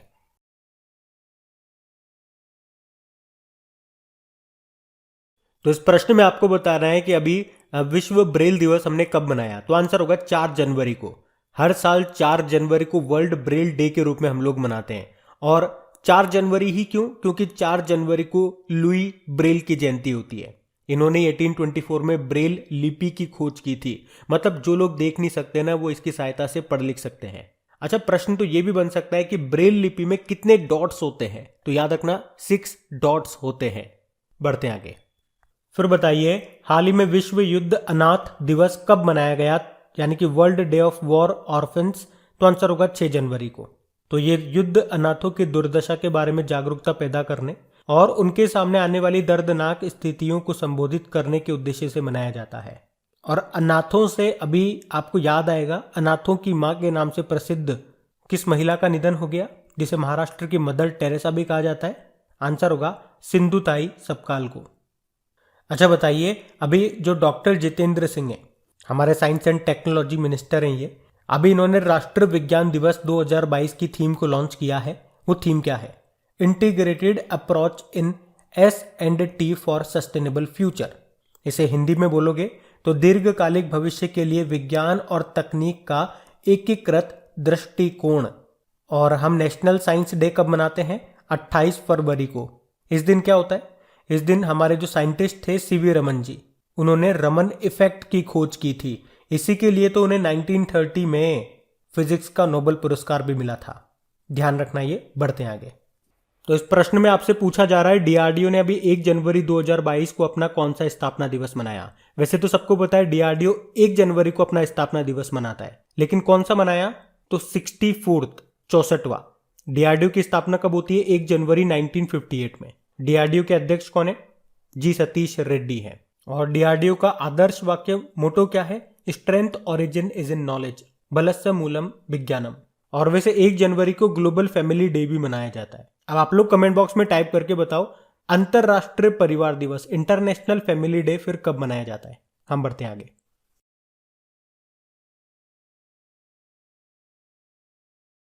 अच्छा बताइए, हाल ही में लोसर महोत्सव ये कहां पे मनाया गया? तो आंसर होगा लद्दाख में। लोसर एक तिब्बती शब्द है जिसका अर्थ होता है नया साल, और ये लद्दाख क्षेत्र में बौद्ध समुदायों के द्वारा मनाया जाता है। अच्छा, लद्दाख में हेमिस महोत्सव भी मनाया जाता है, ये प्रश्न एग्जाम में आ चुका है। और इसको ऐसे भी याद रख सकते हो, हेमिस नेशनल पार्क कहां पर है, जो कि भारत का सबसे बड़ा और सबसे ऊंचाई पर नेशनल पार्क है, ये आपको मिलेगा लद्दाख में ही। और चलो इस प्रश्न का उत्तर आप ही देना, भारत का सबसे छोटा नेशनल पार्क एरिया वाइज ये कौन सा है और कहां पर है? अच्छा, लद्दाख के पहले लेफ्टिनेंट गवर्नर का नाम क्या है? राधा कृष्ण माथुर है। अभी लद्दाख का पहला एफएम रेडियो स्टेशन भी लॉन्च हुआ था लेह लद्दाख में। और विश्व की सबसे ऊंची सड़क ये आपको लद्दाख में मिलेगी, उमलिंग ला दर्रे में, जिसको बॉर्डर रोड ऑर्गेनाइजेशन ने बनाया है। अच्छा, अभी लद्दाख का राजकीय पशु, ये बड़ा इंपॉर्टेंट क्वेश्चन है जो एग्जाम में छपेगा आपके। लद्दाख का राजकीय पशु हिम तेंदुआ, स्नो लेपर्ड है। और राजकीय पक्षी कौन सा है? काले गर्दन वाली क्रेन है। और देश के पहले हिमालयन फिल्म फेस्टिवल का आयोजन कहां पे हुआ था? लेह लद्दाख में ही। तो याद रखना, बढ़ते आगे।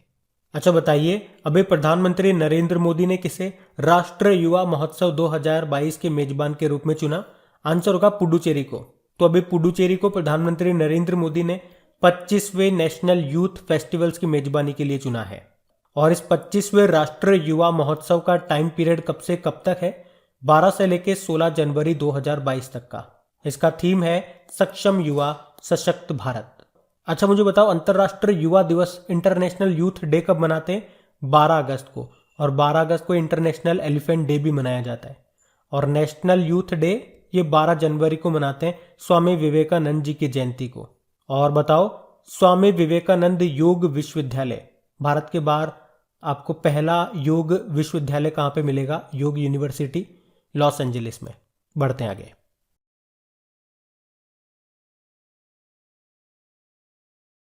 तो इस प्रश्न में आपसे पूछ रहे हैं कि रशिया ने अपना पहला परमाणु संचालित आइस ब्रेकर लॉन्च किया, उसका नाम क्या है? तो आंसर होगा सिबिर। तो अभी रशिया ने अपना पहला परमाणु संचालित आइस ब्रेकर को लॉन्च किया, जिसे सिबिर नाम दिया गया। और ये आइस ब्रेकर आर्कटिक के माध्यम से साल भर शिपिंग के लिए समुद्री मार्ग को खुला रखने के लिए इस्तेमाल किया जाएगा। और ये आर्कटिक क्षेत्र में भारत की व्यापक उपस्थिति को सक्षम करेगा। रशिया की कैपिटल होती है मॉस्को, करेंसी होती है रूबल, और प्रेसिडेंट है व्लादिमीर पुतिन। अभी रशिया ने हाइपरसोनिक क्रूज मिसाइल जिरकॉन का भी सफल परीक्षण किया था।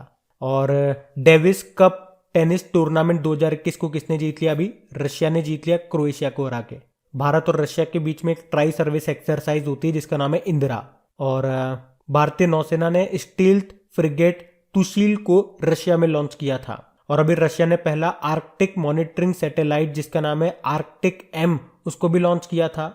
और रशिया के स्पेस स्टेशन जिसका नाम है रॉसकॉस्मोस, उसने इंटरनेशनल स्पेस स्टेशन में नोका नाम से अपनी सबसे बड़ी अंतरिक्ष प्रयोगशाला को लॉन्च किया। तो ये ध्यान रखना, बढ़ते आगे।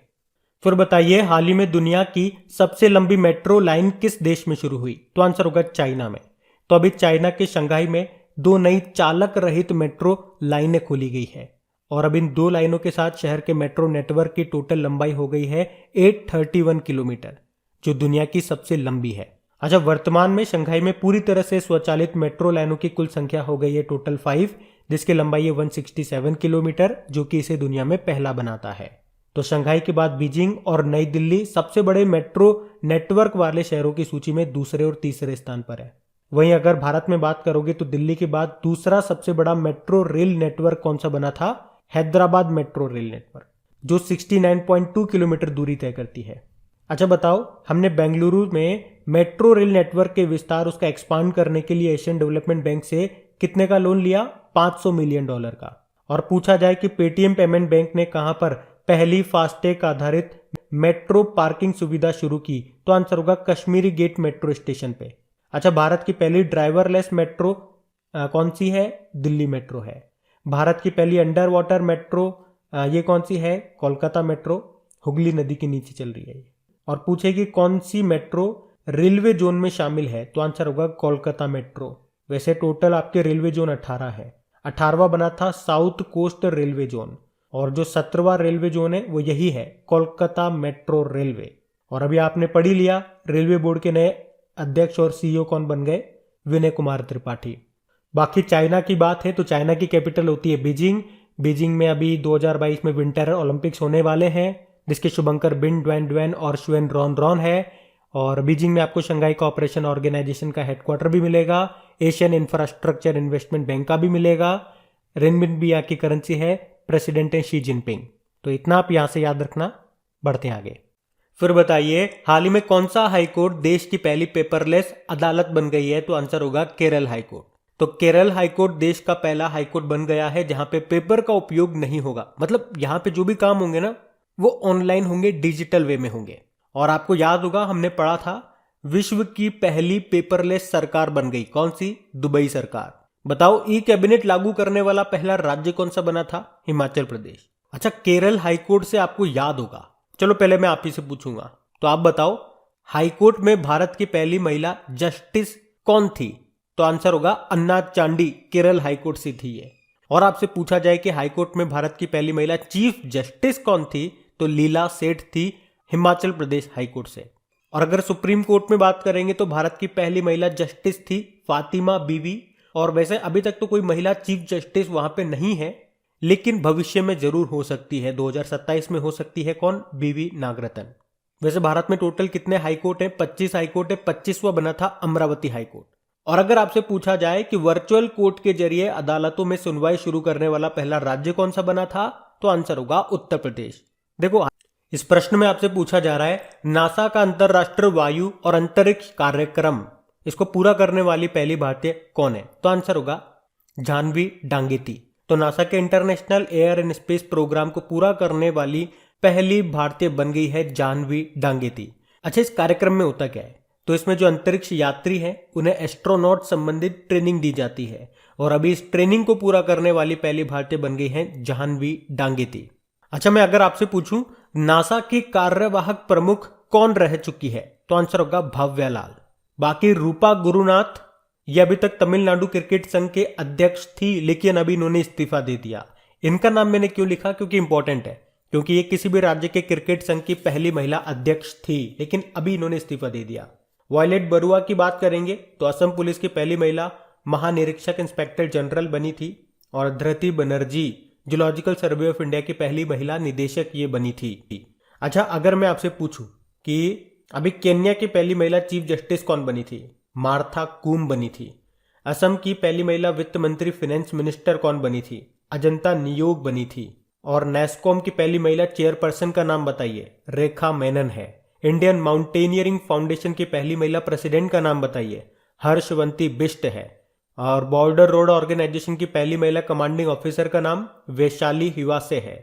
और national council of applied economic research की पहली महिला डायरेक्टर जनरल का नाम पूनम गुप्ता है। और इंडियन कोस्ट गार्ड फोर्स की पहली महिला DIG कौन बनी थी, नुपुर कुलश्रेष्ठ बनी थी। तो ये नाम भी ध्यान होने चाहिए आपको, बढ़ते आगे। तो ये प्रश्न भी इंपॉर्टेंट है कि कौन सा राज्य देश का पहला LPG युक्त और धुआं मुक्त राज्य बन गया है, तो आंसर होगा हिमाचल प्रदेश। तो याद रखना हिमाचल प्रदेश देश का पहला LPG युक्त और धुआं मुक्त राज्य बन गया है। और हिमाचल प्रदेश ऐसा कर पाया दो योजनाओं के कारण। एक तो है उज्ज्वला योजना। देखो उज्ज्वला योजना अगर आपसे पूछा जाती है प्रथम, ये शुरू हुई थी 1 मई 2016 को बलिया यूपी से। और उज्ज्वला योजना 2.0 आई थी, वो 10 अगस्त 2021 को शुरू हुई थी, महोबा यूपी से उसे लॉन्च किया गया था, याद रखना ये। तो एक तो हो गई उज्ज्वला योजना। एक हिमाचल प्रदेश की भी एक योजना है खुद की, गृहिणी सुविधा योजना, जिसे 2018 में शुरू किया गया था। उसका भी उद्देश्य क्या है, लकड़ी के स्थान पर LPG का उपयोग हो। देखो LPG मतलब लिक्विफाइड पेट्रोलियम गैस, इसमें क्या होती है, प्रोपेन होती है और ब्यूटेन होती है। और LPG जब गैस लीक होती है घर में, आपने देखा होगा रोटन एग की स्मेल आती है। वो स्मेल के लिए हम इसमें क्या डालते हैं, इथाइल मरकैप्टन। और एक प्रश्न मैं आपसे पूछना चाहूंगा, बताओ अभी नितिन गडकरी जी जो हमारे परिवहन व राजमार्ग मंत्री हैं, उन्होंने भारत का पहला private liquefied natural gas plant का उद्घाटन कहां पे किया था, तो आंसर होगा नागपुर में। वैसे अगर हिमाचल प्रदेश की बात करोगे तो देखो इसकी 2 कैपिटल आपको मिलेगी, इसकी समर कैपिटल तो शिमला है और इसकी विंटर कैपिटल है धर्मशाला। मुख्यमंत्री हैं जयराम ठाकुर, गवर्नर है राजेंद्र विश्वनाथ अर्लेकर। अभी हिमाचल प्रदेश राज्य पुलिस को प्रेसिडेंट्स कलर अवार्ड मिला था और यह अवार्ड पाने वाली ये भारत की 8वीं राज्य पुलिस बनी थी। और 100% टीकाकरण यानी कि दोनों डोज देने वाला पहला जिला हिमाचल प्रदेश का किन्नौर है और पहला राज्य खुद हिमाचल प्रदेश है। और बुनकर सेवा और डिजाइन संसाधन केंद्र कहां पे खुलेगा? हिमाचल प्रदेश के कुल्लू में। और कुल्लू से याद आएगा, देश में पहली बार मोंक फ्रूट की खेती कहां पे शुरू हुई? हिमाचल प्रदेश के कुल्लू में। और खेती से याद आएगा, भारत में पहली बार ही खेती की गई हिमाचल प्रदेश के लाहौल घाटी में। उसके अलावा दुनिया का सबसे ऊंचा इलेक्ट्रिक व्हीकल चार्जिंग स्टेशन का उद्घाटन ये किया गया था हिमाचल प्रदेश के काजा में। और ई कैबिनेट प्रणाली को लागू करने वाला देश का पहला राज्य भी आपका हिमाचल प्रदेश ही है। अभी विजय हजारे ट्रॉफी 2021-22 को किसने जीत लिया? हिमाचल प्रदेश ने जीत लिया तमिलनाडु को हरा के। लेकिन अगर पूछे ना आपसे कि विजय हजारे ट्रॉफी 2020-21 जो कि 2021 में स्टार्टिंग में हुई थी, उसको जीता था मुंबई ने यूपी को हरा करके। ये थोड़ा सा ध्यान रखना। हम बढ़ते हैं आगे। अच्छा, फिर बताइए, हाल ही में टेस्ला के लिए काम करने वाले पहले भारतीय मूल के व्यक्ति कौन थे? आंसर होगा अशोक एलुस्वामी। तो अभी टेस्ला के जो संस्थापक हैं और जो सीईओ है एलन मस्क, अभी उन्होंने बताया कि भारतीय मूल के अशोक एलुस्वामी उनकी इलेक्ट्रिक जो वाहन कंपनी है टेस्ला, उसकी ऑटो पायलट टीम के लिए काम पर रखने वाले पहले कर्मचारी थे। बाकी बलदेव प्रकाश जम्मू कश्मीर बैंक के एमडी सीईओ बने, मोहित जैन इंडियन न्यूज़पेपर सोसाइटी के प्रेसिडेंट बने और संजीव मेहता फिक्की के प्रेसिडेंट बने थे। अच्छा, एलन मस्क से एक इंपॉर्टेंट प्रश्न बनेगा। अभी टाइम्स मैगजीन ने पर्सन ऑफ द ईयर 2021 के रूप में किसे चुना था? एलन मस्क को। और बताओ, टेस्ला ने किस भारतीय शहर में भारतीय इकाई का रजिस्ट्रेशन करवाया था? बेंगलुरु में। वैसे इनके पास एक स्पेस कंपनी भी है जिसका नाम है स्पेस एक्स। बढ़ते आगे। तो फिर बताइए, हाल ही में भारतीय चिकित्सा अनुसंधान परिषद यानी कि Indian council of medical research ने ओमिक्रॉन वेरिएंट का पता लगाने वाली पहली स्वदेशी टेस्ट किट को मंजूरी दी है। उस टेस्ट किट का नाम क्या है? आंसर होगा ओमिश्योर। तो अभी Indian council of medical research ने ओमिक्रॉन वेरिएंट का पता लगाने के लिए पहली स्वदेशी टेस्ट किट को मंजूरी दे दी है। और इस किट को किसने बनाया है? टाटा मेडिकल्स एंड डायग्नोस्टिक्स ने। और ये वेरिएंट का पता लगाने के लिए एस जीन टारगेट फेलियर रणनीति का उपयोग करता है। ओमिक्रॉन वेरिएंट कौन सा है? B.1.1.529 जो कहां से आया है? साउथ अफ्रीका से। अच्छा, कोवैक्सीन किसने बनाई थी? भारत बायोटेक ने, हैदराबाद की कंपनी है। ये एक इनएक्टिव वैक्सीन है। कोविशील्ड किसने बनाई थी? सीरम इंस्टीट्यूट ऑफ इंडिया ने, पुणे की कंपनी है। स्पुतनिक वी रशिया ने बनाई थी। जाइकोव डी जाइडस केडुला ने बनाया इसे। डीएनए आधारित पहली वैक्सीन है ये। फिर बताओ, 100% टीकाकरण यानी कि दोनों डोज वाला पहला यूनियन टेरिटरी अभी कौन सा बना? अंडमान निकोबार। और पहला राज्य बना था हिमाचल प्रदेश। पहला जिला बना हिमाचल प्रदेश का किन्नौर जिला। पहला गांव बना था जम्मू कश्मीर का वेयान गांव। अच्छा, टीका उत्सव हम लोगों ने कब से कब तक मनाया था? 11 अप्रैल से लेके 14 अप्रैल तक। 11 अप्रैल को जयंती होती है ज्योतिबा फुले जी की और 14 अप्रैल को BR अंबेडकर जी की जयंती होती है। चलो, एक प्रश्न मैं आपसे पूछता हुआ जा रहा हूं। किस अनुच्छेद को संविधान की आत्मा कहा था BR अंबेडकर जी ने? बताइएगा। हम बढ़ते हैं आगे। तो बताइए, हाल ही में उड़ीसा का कौन सा जिला पहला बाल विवाह मुक्त जिला घोषित किया गया है? तो आंसर होगा गंजम जिला। तो उड़ीसा का गंजम जिला जो है ये राज्य का पहला बाल विवाह मुक्त जिला बन गया है। और ये पॉसिबल हुआ है यहाँ पे चलाई गई एक इंपॉर्टेंट अभियान से जिसका नाम है निर्भया कड़ी अभियान। और इसमें क्या होता है, अगर 12 से 18 साल के अगर कोई बच्ची है वो स्कूल में पढ़ रही है और अगर वो 5 दिन तक स्कूल में एब्सेंट रहती है तो फिर उस स्कूल वालों को, प्रशासन को इसकी जानकारी देनी होगी तुरंत। और इसी पहल के चलते उड़ीसा का ये जो गंजम जिला है ये पहला बाल विवाह मुक्त जिला घोषित किया गया है। अच्छा, उम्मीद करूंगा डेली आप लोग हमारे करंट अफेयर्स का लेक्चर भी देखते होंगे। तो कुछ प्रश्न मैं आपसे पूछता हूं, उनके उत्तर देते हुए चलना कमेंट बॉक्स में। 5-6 क्वेश्चन पूछूंगा आपसे। बताओ, भारत का पहला डुगोंग संरक्षण रिजर्व स्थापित करने वाला पहला राज्य कौन सा है? तो आंसर होगा तमिलनाडु। और इसको कहां पे स्थापित किया गया? पाक की खाड़ी में। डुगोंग जिसको सी काऊ भी कहते हैं।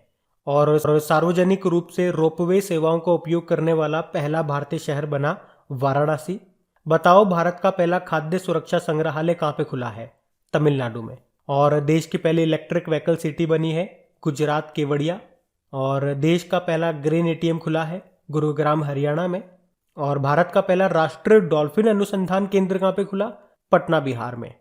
जबकि भारत का पहला डिजिटल यूनिवर्सिटी का उद्घाटन कहाँ पे किया गया था? केरल के तिरुवनंतपुरम में। और भारत का पहला वन चिकित्सा केंद्र कहाँ पे खुला? उत्तराखंड में। अब एक प्रश्न आपके लिए जिसका उत्तर आप ही को देना है। हमारी जो महिला व बाल विकास मंत्री है ना स्मृति ईरानी, उनका भी पहला नॉवेल आया था, उसका नाम आपको बताना है। हम बढ़ते हैं आगे।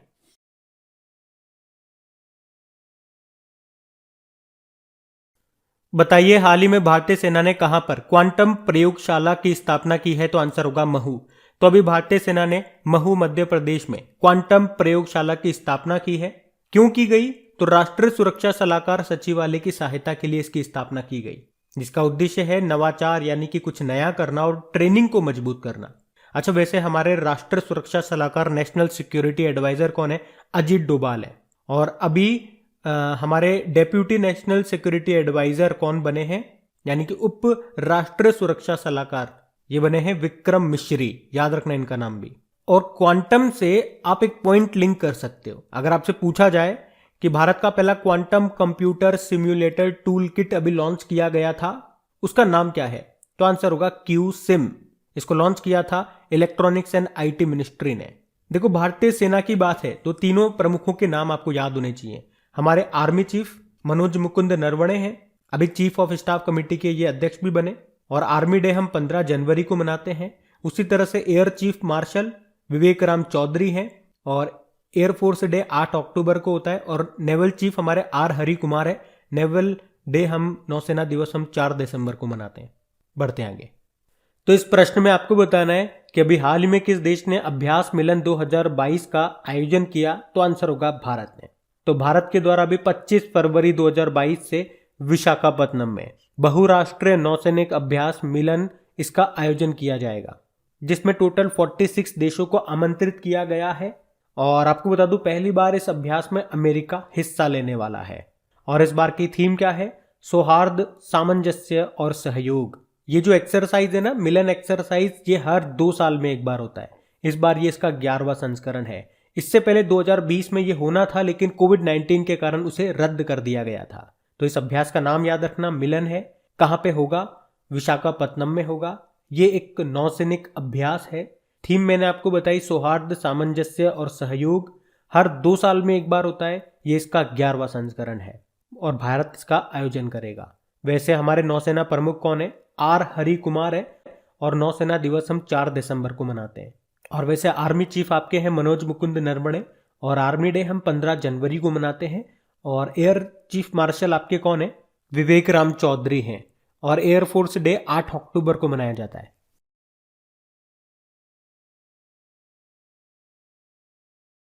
सो हेलो गाइस, तो इस वीकली करंट अफेयर्स वाले वीडियो में 2022 के जनवरी मंथ के पहले वाले हफ्ते के दूसरे वाले पार्ट के सबसे इंपॉर्टेंट क्वेश्चंस को हम लोग इसमें कवर करने वाले हैं। तो प्रश्न क्या पूछ रहा है कि जिला सुशासन सूचकांक स्थापित करने वाला पहला केंद्र शासित प्रदेश कौन सा है? तो आंसर होगा जम्मू कश्मीर। सुशासन मतलब गुड गवर्नेंस। अच्छा, गुड गवर्नेंस डे हम कब मनाते हैं? 25 दिसंबर को। किनकी जयंती होती है? अटल बिहारी जी की जयंती होती है। तो अब आप याद रखना कि वो पहला यूनियन टेरिटरी जो जिला सुशासन सूचकांक यानी कि गुड गवर्नेंस इंडेक्स को लॉन्च कर रहा है वो है जम्मू कश्मीर। और इसको ऐसा करने का उद्देश्य क्या है? प्रशासन के अंदर पारदर्शिता यानी कि ट्रांसपेरेंसी को बढ़ावा देना और जवाबदेहिता यानी कि अकाउंटेबिलिटी को बढ़ावा देना। अच्छा, आपको याद होगा अभी 25 दिसंबर को सुशासन सूचकांक 2021 जारी किया था हमारे गृह मंत्री अमित शाह ने। उसमें टॉप स्टेट रहा था गुजरात। और कुछ समय पहले चैंडलर गुड गवर्नेंस इंडेक्स आया था जिसमें भारत 49 नंबर पे था। अब यहां पे बात हुई है जम्मू कश्मीर की। तो जम्मू कश्मीर के देखो वर्तमान में लेफ्टिनेंट गवर्नर कौन है? मनोज सिन्हा है। अभी जम्मू कश्मीर ने पर्यटन को प्रमोट करने के लिए पहली बार अहर बल्ब फेस्टिवल मनाया था। यहीं पे ही खीर भवानी मेला आयोजित किया गया था। बंगस आवाम मेला भी यहीं पे लगता है। और जम्मू कश्मीर सरकार ने ही एक ग्राम पंचायत एक डीजी पे सखी नाम से एक मिशन को लॉन्च किया था, जिसका उद्देश्य है डिजिटल बैंकिंग को बढ़ावा देना। और जम्मू कश्मीर ने ही एक तो सतर्क एप्लीकेशन और एक प्रूफ एप्लीकेशन को लॉन्च किया था, जिसका उद्देश्य है भ्रष्टाचार को रोकना। एशिया का सबसे बड़ा ट्यूलिप गार्डन आपको जम्मू कश्मीर के श्रीनगर में मिलेगा। नेशनल आइस हॉकी चैंपियनशिप यह आयोजित की गई थी जम्मू कश्मीर के गुलमर्ग में, जिसको जीता था आईटीबीपी ने। और खेलो इंडिया विंटर गेम्स का दूसरा संस्करण जम्मू कश्मीर के गुलमर्ग में ही हुआ था, जिसमें टॉप पे रहा था जम्मू कश्मीर। अच्छा, जम्मू कश्मीर और लद्दाख हाईकोर्ट के चीफ जस्टिस का नाम क्या है? पंकज मित्तल है। बाकी यहीं पे आपको doctor Salim Ali national park मिलेगा, किश्तवाड़ नेशनल पार्क मिलेगा, दचिंगम नेशनल पार्क मिलेगा, वुलर झील भारत की ताजे पानी की सबसे बड़ी झील यहाँ पे आपको मिलेगी। और याद रखना, नीति आयोग जम्मू कश्मीर में 1000 अटल टिंकरिंग लैब भी स्थापित करेगा। बढ़ते आगे। अच्छा चलिए बताइए, हाल ही में सबसे ज्यादा ओडीएफ प्लस गांव की सूची में कौन सा राज्य टॉप पर है? आंसर होगा तेलंगाना।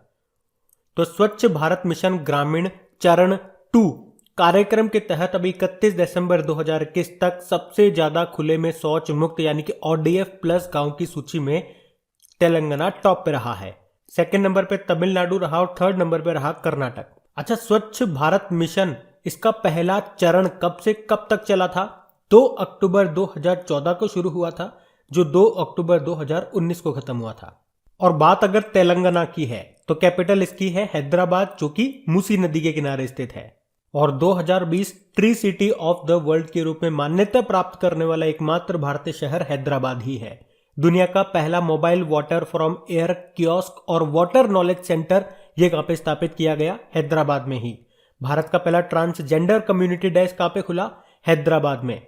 और हैदराबाद में जो नेहरू जूलॉजिकल पार्क है उसे आईएसओ सर्टिफिकेट भी मिला है, और इसी के साथ ये आईएसओ सर्टिफिकेट पाने वाला देश का पहला चिड़ियाघर भी बना था। दुनिया का सबसे बड़ा मेडिटेशन सेंटर ये शुरू हुआ है हैदराबाद में ही।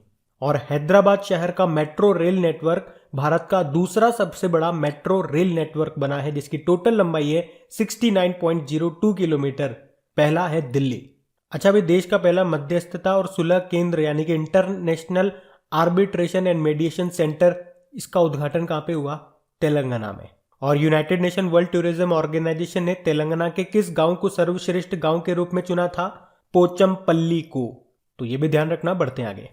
फिर बताइए 2021 में जीएसटी संग्रह में कौन सा राज्य टॉप पे रहा? तो आंसर होगा उड़ीसा। तो उड़ीसा ने दिसंबर 2021 के दौरान 43% की वृद्धि दर्ज करते हुए 4080.14 करोड़ रुपए का संग्रह किया। और जीएसटी लागू होने के बाद यह राज्य के द्वारा जीएसटी का अब तक का दूसरा सबसे बड़ा सकल संग्रह है। जीएसटी मतलब गुड्स एंड सर्विस टैक्स। चलो कमेंट बॉक्स में टाइप करके बताओ जीएसटी दिवस हम कब मनाते हैं। हम बढ़ते हैं आगे।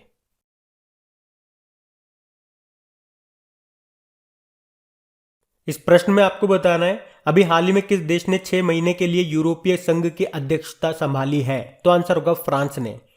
तो फ्रांस 1 जनवरी 2022 से लेकर 30 जून 2022 तक यूरोपीय संघ यानी कि यूरोपियन यूनियन की अध्यक्षता करने वाला है। और ये 13वीं बार है जब फ्रांस इसकी अध्यक्षता कर रहा है। तो यूरोपीय संघ के राष्ट्रपति के रूप में फ्रांस का आदर्श वाक्य क्या है? Recovery, strength, belonging. और फ्रांस ने किसको रिप्लेस किया यानी कि किसकी जगह ली? चेक रिपब्लिक की। देखो, फ्रांस की कैपिटल पेरिस है। पेरिस में आपको यूनेस्को का हेडक्वार्टर मिलेगा। फाइनेंशियल एक्शन टास्क फोर्स का हेडक्वार्टर भी आपको यहां पे मिलेगा। और 2024 में जो आपके समर ओलंपिक होने वाले हैं 33वें नंबर के, वो भी यहीं पे होंगे। अच्छा, फीफा वर्ल्ड कप 2018 जो हुआ था वो जीता था फ्रांस ने क्रोएशिया को हरा करके। कहां पे हुआ था? वो रशिया में हुआ था। और 2022 का जो फीफा वर्ल्ड कप होगा वो कतर दोहा में होगा। फ्रांस की करेंसी यूरो है। प्रधानमंत्री हैं जीन कॉस्टेक्स और प्रेसिडेंट है इमैनुअल मैक्रोन। यूरोपियन यूनियन की बात करेंगे तो हेडक्वार्टर इसका ब्रुसेल बेल्जियम है। वैसे यूरोपियन यूनियन में टोटल मेंबर कंट्रीज कितने हैं? 27 है वर्तमान में, पहले 28 थे। तो कौन अलग हो गया? ब्रिटेन अलग हो गया। और इसी को मतलब ब्रिटेन के यूरोपियन यूनियन से अलग होने को ही क्या कहा जाता है? ब्रेग्जिट कहा जाता है। और आपको एक पॉइंट बताता हूं, रीयूनियन आइलैंड आपको पता होगा, नाम सुना होगा, ये हिंद महासागर में है जिसपे फ्रांस का ही अधिकार है। इसीलिए आपको याद होगा हिंद महासागर नौसेना संगोष्ठी की अध्यक्षता फ्रांस ने ही की थी, क्योंकि उसका एक आइलैंड है यहाँ पे हिंद महासागर में जिसको कहते हैं रीयूनियन आइलैंड। बढ़ते आगे। तो आपको बताना है कि कौन सा देश इस साल G7 की अध्यक्षता करेगा।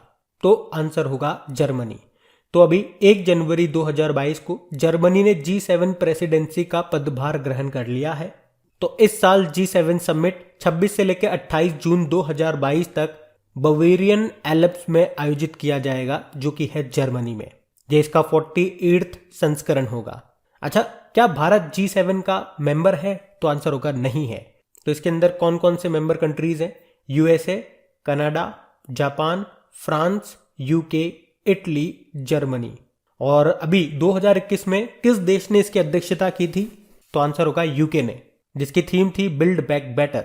जैसे मैं आपको बता दूं G20 के बारे में, G20 की अध्यक्षता की थी अभी 2021 में इटली ने, उससे पहले 2020 में सऊदी अरब ने की थी, और 2022 में इस साल करने वाला है इंडोनेशिया। हमारा नंबर आएगा अगले साल 2023 में, हम G20 की अध्यक्षता करेंगे। वैसे 2021 में हमारे पास ब्रिक्स की अध्यक्षता थी, और 2021 में आपको बता दूं COP26 का आयोजन किया गया था ग्लासगो स्कॉटलैंड में। 2022 में COP27 का आयोजन किया जाएगा मिस्र यानी कि इजिप्ट में, और अगले साल यानी कि 2023 में COP28 का आयोजन कहां पे होगा? यूनाइटेड अरब अमीरात में। और 2021 में बिम्स्टेक की अध्यक्षता किसके पास थी? श्रीलंका के पास। 2021 में आसियान की अध्यक्षता की थी बंदर सेरी बागबान ने, जो कि ब्रुनेई की कैपिटल है। और शंघाई कोऑपरेशन ऑर्गेनाइजेशन की अध्यक्षता किसने की थी 2021 में? ताजिकिस्तान ने। ताजिकिस्तान की कैपिटल दुशानबे में इसकी मीटिंग हुई थी। अच्छा, शंघाई कॉरपोरेशन ऑर्गेनाइजेशन का भी नवा मेंबर कौन सा बना है? कमेंट बॉक्स में लिख के बताइए जरा। और इसका हेडक्वार्टर कहां पर है ये भी लिख के बताओ। और एक और प्रश्न का जवाब दो कि इस साल 2022 में डिफेंस एक्सपो का आयोजन कहां पे किया जाएगा? हम बढ़ते आगे।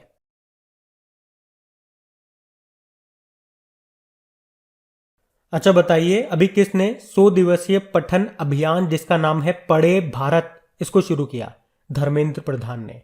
हमारे शिक्षा व कौशल विकास मंत्री हैं धर्मेंद्र प्रधान। अभी 1 जनवरी 2022 को ही पढ़े भारत अभियान को इन्होंने शुरू किया। ये 100 दिनों तक चलेगा, और इस अभियान में छात्रों का सीखने का जो स्तर है उसमें सुधार करना ही इसका मुख्य उद्देश्य है।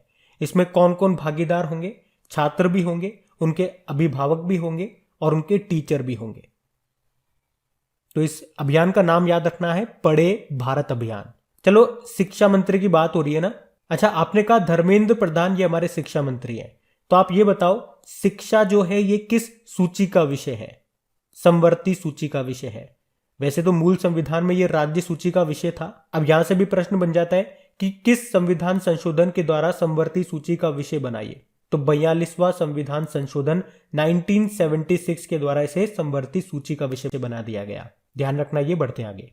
फिर देखिए इस प्रश्न में आपसे क्या पूछ रहे हैं कि अभी प्रधानमंत्री नरेंद्र मोदी ने बिना पन की मल्टी प्रोडक्ट पाइपलाइन परियोजना का उद्घाटन अभी किस राज्य में किया? तो आंसर होगा उत्तर प्रदेश।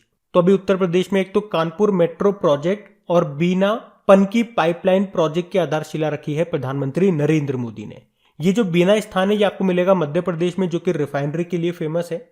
और पनकी कहां पर है? कानपुर में है। तो पेट्रोलियम उत्पादों के सरल परिवहन के लिए इस बिना पनकी पाइपलाइन प्रोजेक्ट का विकास होगा। इसकी लंबाई टोटल होगी 365 किलोमीटर, ये याद रख लो। लागत आने वाली है लगभग 1500 करोड़ रुपए। इसका उद्घाटन किया प्रधानमंत्री नरेंद्र मोदी ने उत्तर प्रदेश में। अच्छा, अगर मैं आपसे पूछूं संजीवनी परियोजना के बारे में याद है क्या?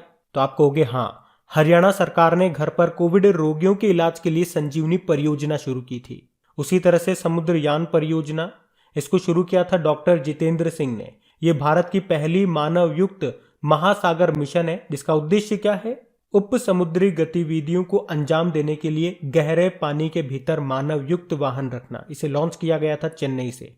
और मां उमिया धाम परियोजना, हमारे जो गृह मंत्री अमित शाह, उन्होंने गुजरात के अहमदाबाद में इसकी आधारशिला रखी थी। यहीं पे उमिया माता धाम मंदिर बनेगा। और केन बेतवा नदी जोड़ परियोजना, इसमें आपसे पूछेगा कि पानी कहां से कहां जाएगा, तो केन नदी से बेतवा नदी में। और माता टीला परियोजना ये किस नदी पर है? बेतवा नदी पर। तो ध्यान रखना ये पॉइंट्स। बढ़ते आगे। अभी हाल ही में किस राज्य के मुख्यमंत्री ने पेंशन भोगियों की पहचान के लिए डिजिटल जीवन प्रमाण पत्र प्रणाली को शुरू किया? तो आंसर होगा उड़ीसा। तो अभी उड़ीसा के जो मुख्यमंत्री है नवीन पटनायक, उन्होंने राज्य सरकार के पेंशन भोगियों के लिए पहचान के सत्यापन और जीवन प्रमाण पत्र जमा करने के लिए एक ऑनलाइन सेवा शुरू की। मतलब अब वे अपने मोबाइल फोन का उपयोग करके किसी भी सरकारी कार्यालय में आए बिना अपनी पहचान और जीवन प्रमाण पत्र डिजिटल रूप से जमा कर सकेंगे। ये इसका मतलब हो गया। बढ़ते आगे। फिर बताइए, अभी हाल ही में उत्तराखंड सरकार ने वृद्धावस्था विधवा पेंशन को 1200 रुपए से बढ़ाकर कितना कर दिया? तो आंसर होगा 1400 रुपए।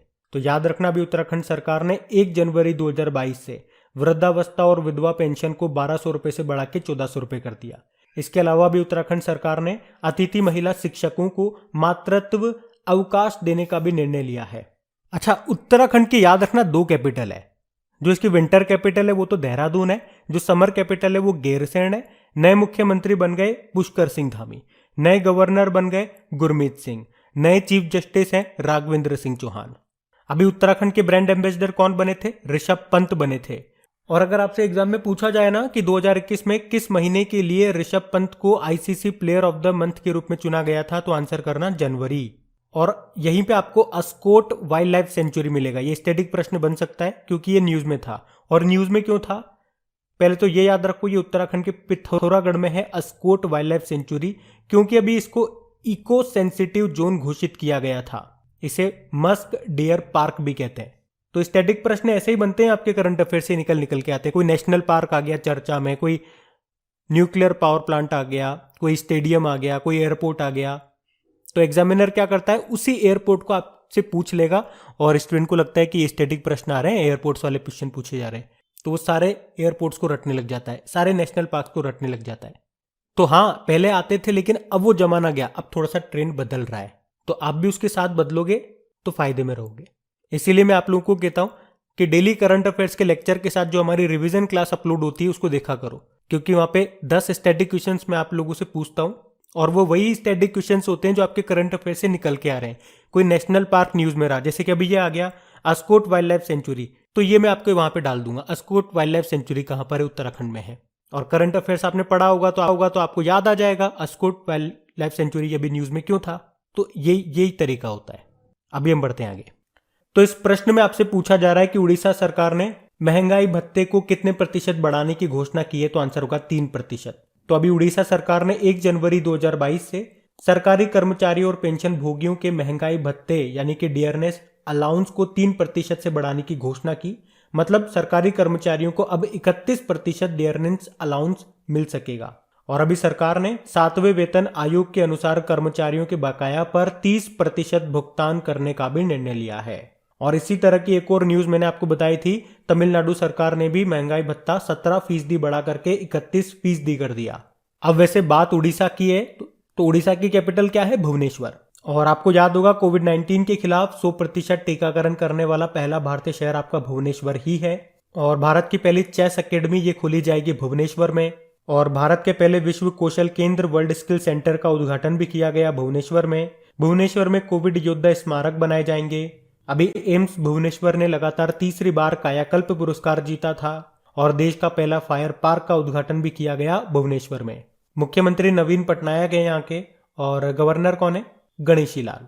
और याद रखना 2023 में जो मेंस हॉकी वर्ल्ड कप होंगे ये उड़ीसा में होंगे, उड़ीसा के भुवनेश्वर और राउरकेला में। और भारत का सबसे बड़ा हॉकी स्टेडियम यहीं पे बन रहा है राउरकेला में, जिसका नाम बिरसा मुंडा स्टेडियम रखा गया। उड़ीसा में आपको चिल्का लेक मिलेगी जो कि एशिया की सबसे बड़ी खारे पानी की झील है। और भारत की पहली रामसर साइट भी यही है। कब दर्जा मिला था? 1981 में। इसी में नलबाना पक्षी अभ्यारण्य आपको मिलेगा। यहीं पे कौन सी डॉल्फिन पाई जाती है? इरावदी डॉल्फिन मिलती है। अच्छा, भारत का पहला राष्ट्रीय जलीय जीव कौन सा है? गांगेटिक डॉल्फिन है, नेशनल एक्वेटिक एनिमल। और यहीं पे गोप बंधु संपदिका स्वास्थ्य बीमा योजना भी शुरू हुई थी, तो ये पॉइंट ध्यान रखना। अच्छा, उड़ीसा के कुछ प्रमुख महोत्सव हैं वो याद होने चाहिए आपको, जैसे कि नुआखाई महोत्सव हो गया, रजा पर्व महोत्सव हो गया, बाली जात्रा महोत्सव हो गया, कोणार्क नृत्य महोत्सव हो गया, छऊ महोत्सव हो गया, बोईता बंदना महोत्सव हो गया। उसके अलावा 24 घंटे नल से स्वच्छ जल देने वाला पहला शहर आपका उड़ीसा का ही है पुरी। और अभी उड़ीसा के कटक जिले में राज्य का सबसे लंबा पुल भी खोला गया है, जिसका नाम टी सेतु है। टी आकार का है ये। किस नदी पे? महानदी पर, जिसकी लंबाई है 3.4 किलोमीटर। और इसी तरह से याद रखना भारत का सबसे लंबा dam, longest dam of India, Hirakud dam है, ये भी उड़ीसा में है। ये भी महानदी पर है। और महानदी के किनारे कौन सा शहर है? कटक। और कटक में आपको बाराबत्ती स्टेडियम मिलेगा और राष्ट्रीय चावल अनुसंधान केंद्र आपको मिलेगा कटक में ही। अच्छा, एक प्रश्न का जवाब अब आप दे दो मुझे। अभी देश के सर्वश्रेष्ठ समुद्री जिले के रूप में किसे सम्मानित किया गया था? अब आप ये तो समझ गए होंगे इसका आंसर उड़ीसा होगा, लेकिन उस जिले का नाम आपको बताना है। हम बढ़ते हैं आगे। बताइए, हाल ही में दूरसंचार विभाग ने देश के कितने शहरों में वर्ष 2022 में 5G इंटरनेट सेवा शुरू करने की घोषणा की? तो आंसर होगा 13। तो अभी दूरसंचार विभाग ने भारत के 13 शहरों में 5G इंटरनेट सेवा शुरू करने की घोषणा की। अब वो 13 शहर कौन कौन से हैं? गुरुग्राम, बेंगलुरु, कोलकाता, मुंबई, पुणे, दिल्ली, अहमदाबाद, जामनगर, गांधीनगर। तो गुजरात से 3 हो गए। एक लखनऊ, हैदराबाद, चेन्नई और चंडीगढ़। और अब कौन कौन सी टेलीकॉम कंपनियां इस पे टेस्टिंग कर रही है, काम कर रही है? जियो हो गया, एयरटेल हो गया और वोडाफोन आइडिया हो गया। अच्छा, telecom regulatory authority of India के अध्यक्ष कौन है? पीडी वघेला। एक लेन का फुल फॉर्म अक्सर एग्जाम में पूछा जाता है, लोकल एरिया नेटवर्क। और वाईफाई का फुल फॉर्म क्या होता है? Wireless Fidelity. एक एग्जाम में पूछा गया था ये, तो ये भी ध्यान रखना। तो देखिए, इस प्रश्न में क्या पूछा जा रहा है कि अभी हाल ही में जारी राष्ट्रीय बाघ संरक्षण प्राधिकरण की रिपोर्ट के अनुसार 2021 में कितने बाघों की मृत्यु हो गई? तो आंसर होगा 126।